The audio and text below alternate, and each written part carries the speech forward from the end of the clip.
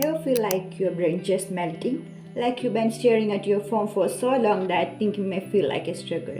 It's a foggy feeling when you cannot focus on something more important or you cannot spend your time in something meaningful and in deeper activities. And you have short attention span and it also affects your creativity and decision making. So that your brain literally rot. Because the dopamine, the feel good hormone, releases whenever someone like our post or whenever we see new video or meme. But the problem is that it's so quick and easy. Your brain gets hooked and it's not growing and learning. And this platform, this social media platform is designed in this way. So your brain think that, okay, this is something rewarding. I always get something from this. So I ought to repeat this activity.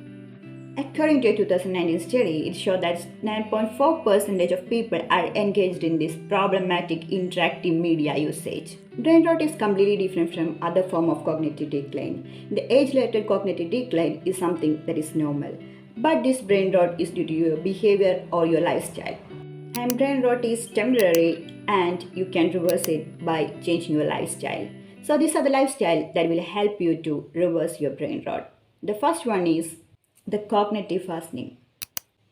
Cognitive decline is a mental reset technique in which you are intentionally give a break to your brain from thinking altogether and consuming. Just as how intermittent fasting helps your body to take rest from this digesting, this cognitive fasting will help you to take a rest for your brain from thinking altogether from this constant data, stimuli and decision making. The major part of cognitive fasting is that there should be no digital consumption.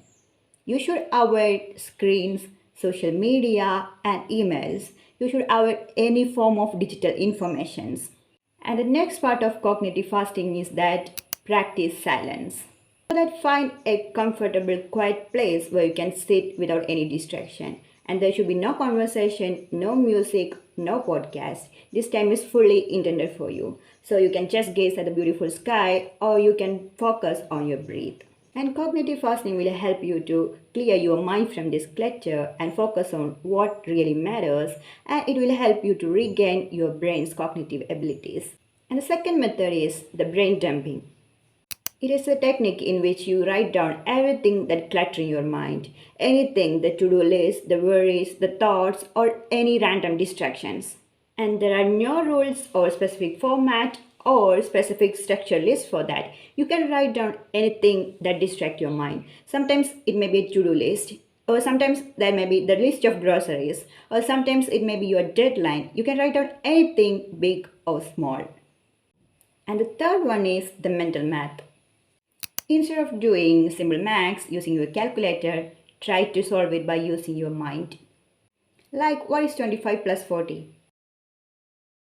You know the answer because it's so simple, you can calculate it in your mind. But we tend to use the calculator because it's so easy and it's so quick. And it's true that technology helps us to save a lot of time and it make our life way more easier. But this affects our cognitive abilities. We are not ready to think. We always depend on this technology because it's so easy. So some of the parts of our brain become too lazy. So we have to fire up that. In order to fire up that, we have to use this kind of techniques. And the fourth point is that practice active listening. Unless passive listening, where you are just hearing the words, in active listening, you are fully engaging with the person who is speaking.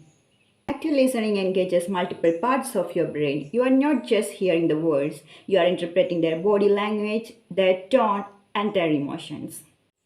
And instead of zoning out and letting your thoughts drift, you are fully engaging with that person. And it improves your attention span and your focus.